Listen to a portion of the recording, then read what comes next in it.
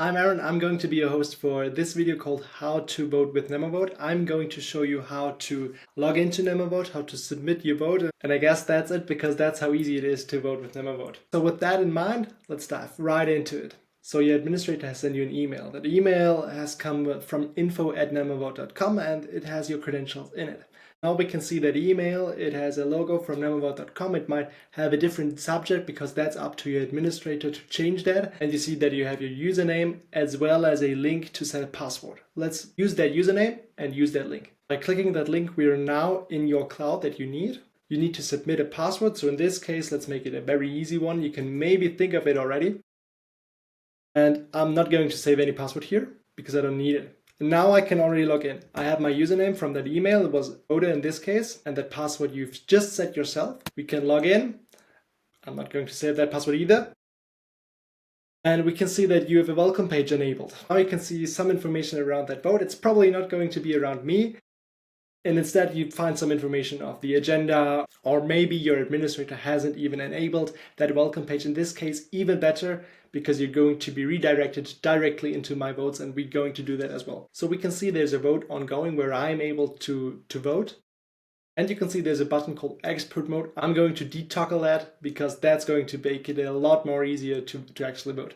Now I have only that information that I need. I can see that I'm able to vote and I can see the results if the administrator has enabled that. We're going to get into the vote and we see, well, that's the election of the directors. I'm the only one that you can vote for. In this case, we have three options. You can either vote in favor, against, or abstain. It's a very simple motion. It's just me, right? So of course I'm going to vote for myself, in this case, in favor, and submit the vote. That's very important. You need to click that button. And it's going to ask you if you want to confirm that selection. Keep in mind, you can't change that afterwards. So we're going to press yes, because I am sure that I want to be the board member. And now I can see that the vote has been recorded. That's all I want to know. We can get back to my votes now. If I click that, I see that there's only this vote happening. Okay, now that we're already on it, perfect. So what happens if you need to vote for another motion? Well, that's a good question. What could happen? So I have access to NemoVote as administrator right now on my mobile phone, and what I'm going to do is I've just copied this election and I'm going to create and open it. I can see that already here a new vote has been opened and there's a very important icon on the top left corner. You can click that and I can see there's a second vote now open. And I can vote here or I can click that directly. And well, it's just a copy of the last election, so of course I'm going to vote for in favor again. I really want to be that member of the board, and that's it. That's all you need to know. Okay, there's a third option. I wasn't really honest with you. There's a little bonus I can share with you. Your administrator can directly share a link to the vote in the Zoom or Teams meeting or some form of online meeting chat, or he or she can notify directly you via email.